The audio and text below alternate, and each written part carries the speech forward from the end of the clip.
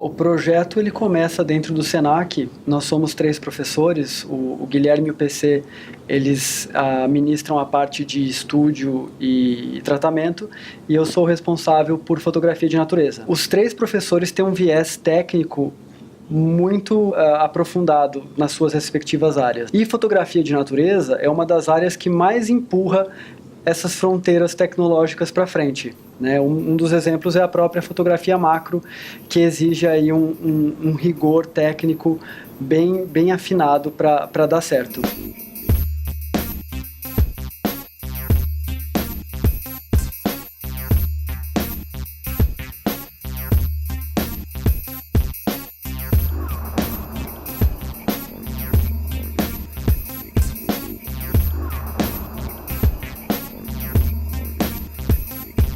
A gente entrou em contato com a USP, né? Por ser biólogo, eu acabo tendo uma afinidade maior com o assunto, né?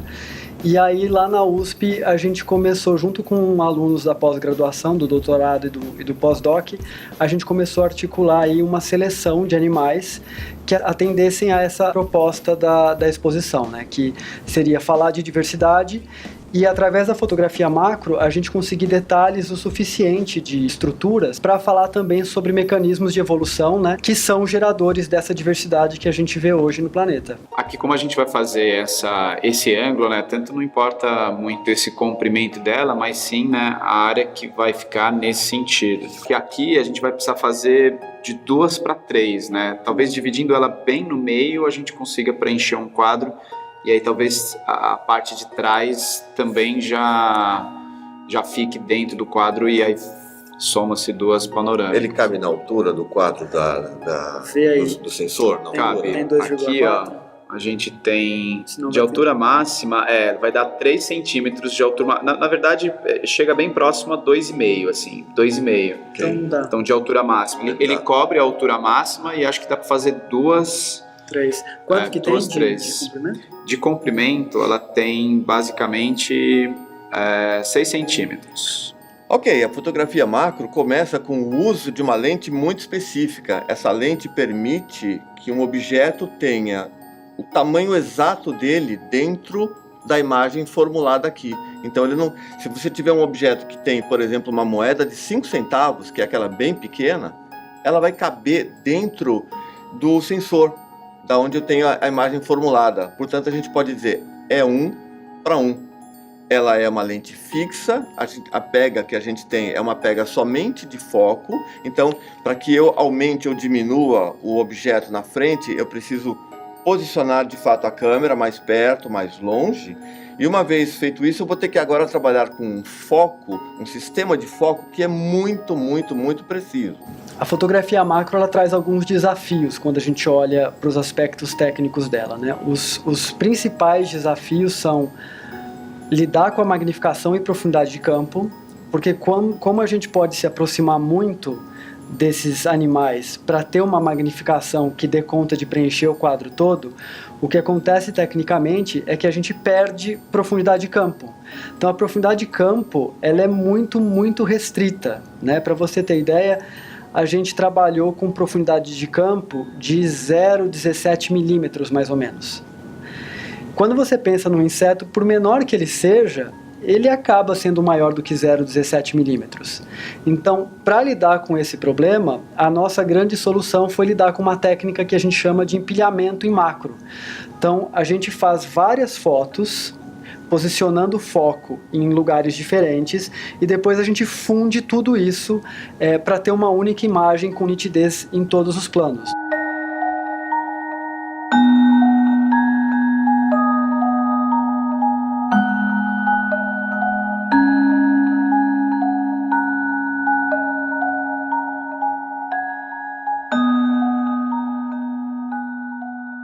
Um outro desafio em fotografia macro diz respeito à difração, ou seja, a gente acaba perdendo qualidade aí na resolução final da imagem, porque os raios vão se perdendo ali dentro do tubo, né, nesse caminho da lente para o sensor. O tubo extensor é isso aqui, ó, ele é vazado, ele não tem absolutamente nada em termos de lente.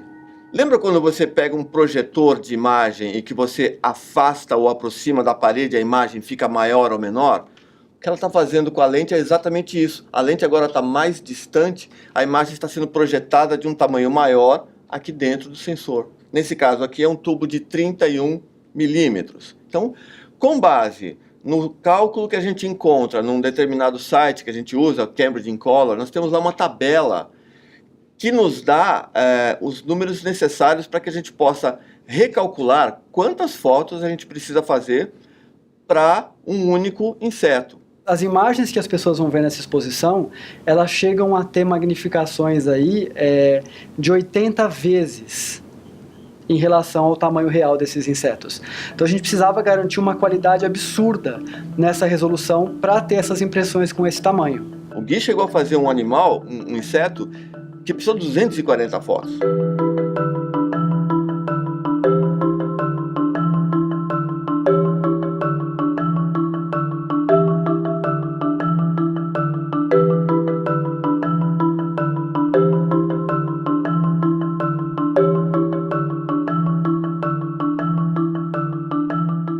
O processo de limpeza dos insetos para a fotografia que a gente propôs é extremamente importante, porque a gente tem uma proximidade muito grande da imagem em relação ao objeto, né? Então qualquer detalhezinho aparece. E é muito engraçado porque a gente primeiro faz um processo onde pega o animal, a gente vai pincelando ele para tentar remover aquele tipo de sujeira que podem ficar em cima da superfície do animal. É basicamente pincel, lupa e álcool. Com um projeto pensando em grandes ampliações, aquela micro sujeira numa ampliação muito grande vai ficar gigantesca, né? Tem casos que a gente não vê essa sujeira, faz as fotos, a sujeira está ali, e aí a gente tem que talvez tomar uma decisão. Pô, a partir daqui a gente tira isso na pós-produção ou volta de novo para o processo manual, né?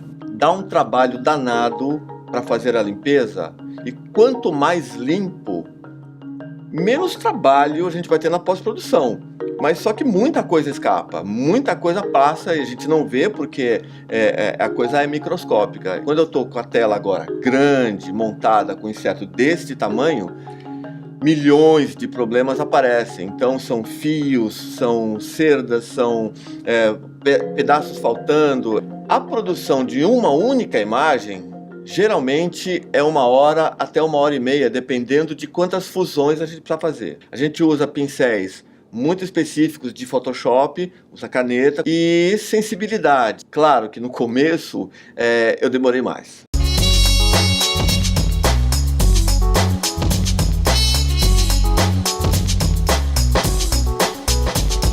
Eu acho que a principal dificuldade que a gente viu ao iluminar os insetos que a gente trabalhou, cada inseto possui uma característica, um conjunto de características muito específicas, né? A gente vai desde mariposas mais aveludadas, esses pelos mais juntos, até insetos onde tem superfícies mais reflexivas, que refletem mais a luz. Sem contar as transparências. Normalmente quando envolvia a asa tinha uma relação de transparência e tudo mais.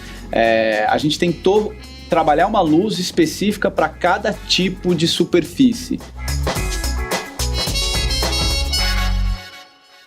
Depois da montagem da luz, a gente vai para um ajuste fino, principalmente do foco, a configuração fina do programa, né, mais detalhada. A gente tem que fazer alguns ajustes de correção do programa. O tempo que a gente vai demorar é um pouco relativo, depende do bicho. Quanto maior a área de cobertura que a gente tem que fazer, mais tempo vai demorar. Uma vez tudo isso setado, né, configurado, normalmente em torno de 15 a 20 minutos, mais ou menos. Se tiver 20 minutos para cada área do animal, e a gente fez em 3 áreas, é basicamente 1 hora que a gente fica esperando, né? A movimentação na questão panorâmica, ela é feita com um trilho, e nesse trilho a gente tem controle milimétrico, né, para movimentar o animal. E tem que ser milimétrico mesmo, porque por mais que você movimente quase nada para o lado, para criar o próximo enquadramento, como é um inseto muito pequeno, a perspectiva muda drasticamente, né? Então, se a gente movimenta demais para economizar quadros, a gente não consegue fazer isso encaixar depois para montar o animal inteiro. 2 centímetros, 2,3 mais ou menos. Arredonda 2,5. Se quiser arredondar 2,5 para ter uma 2,5. segurança. A gente vai manter 1 para 1 nela. 1 para 1, Então, Tabela. no 1 para 1, a gente vai precisar de 25 imagens por centímetro. Então, 2,5 centímetros aí, vamos fazer umas 60 e poucas imagens, mas aí a gente ajusta isso no fator de correção. A gente faz 65 aqui. 65. O processo de impressão é prazeroso, ao mesmo tempo que bastante trabalhoso. Nós temos muita informação, o arquivo é grande. Quer fazer uma conta rápida? 8 megapixels é algo parecido com um A4.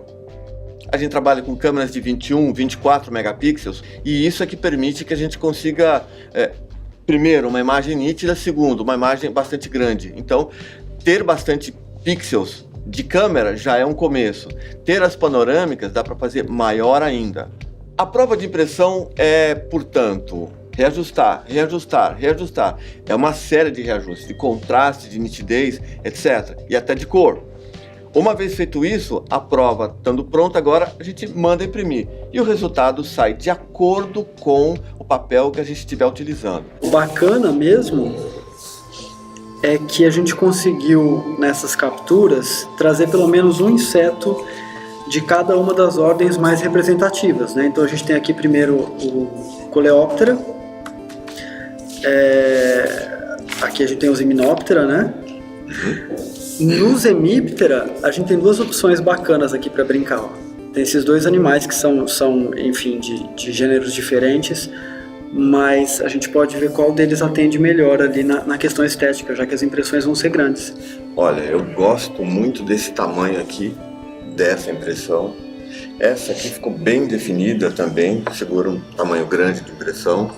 Essa outra aqui que também é de uma panorâmica, todas essas que tem esse recorte diferente do que preenche o quadro, é exatamente aquelas que a gente tem uma panorâmica, então tem mais informação ainda. É um besouro muito grande, ele tem umas patas muito longas, uma coloração linda. Fotografei, fiz toda a intervalação do foco dele. Como ele era muito comprido, se eu não me engano, deve ter dado umas 250 a 300 fotos, mais ou menos. Quando eu estava processando isso em casa, numa das imagens, eu percebi que tinha uma micromosca na mandíbula dele, né? Imaginei que ela estava morta, que no processo de manuseio do animal, uma mosca ficou lá, morreu em cima da mandíbula, né? Vamos dizer assim. Mas depois, numa outra imagem, a mosca estava num outro lugar. A gente tirou uma foto com uma mosca viva, micromosca, em cima da mandíbula do bicho, né? E aí a gente, tira. Não, vamos deixar, né? Porque ficou o mais natural possível. Dentro dos animais que nós selecionamos para a exposição, houve duas abelhas muito interessantes, porque elas têm estruturas que acabam fomentando essa discussão sobre o quão importante a diversidade é. Primeiro é uma abelha euglossa, que é polinizadora de orquídeas, né? Os machos fazem essa polinização, e durante o processo de polinização, eles acabam coletando odores de orquídea, e eles estocam isso em uma das patas, que aparece de uma maneira mais dilatada. Então, quando a gente olha para esse grupo, as fêmeas são as responsáveis pelas decisões evolutivas, porque elas vão priorizar os machos mais cheirosos na hora de copular. Além dessa abelha, surgiu uma outra abelha muito interessante por ser um animal ginandromorfo. O que isso quer dizer? Metade do corpo da abelha é feminina e a outra metade é masculina, né? Existe muita discussão em relação a saber se essa abelha é reprodutivamente viável, se ela consegue se reproduzir. Mesmo ela não sendo viável reprodutivamente, ela se alimenta e ela consegue executar todas as funções aí do dia a dia dela sem problemas, né? Isso fica claro porque várias dessas abelhas já foram coletadas com pólen nas patas. Então a gente vê que ela está cumprindo ali com os papéis ecológicos dela. Quando a gente pensa em evolução, uma das grandes ferramentas aí que entregam o que a gente está enxergando hoje em termos de vida no planeta é a seleção natural. E a seleção natural, ela só age se houver variação. Então, se uma espécie não tiver variação o suficiente dentro dela, e por alguma razão o ambiente é modificado, e essa variação que existe não der conta de responder a essa modificação, talvez essa espécie desapareça. Toda diversidade é sempre bem-vinda.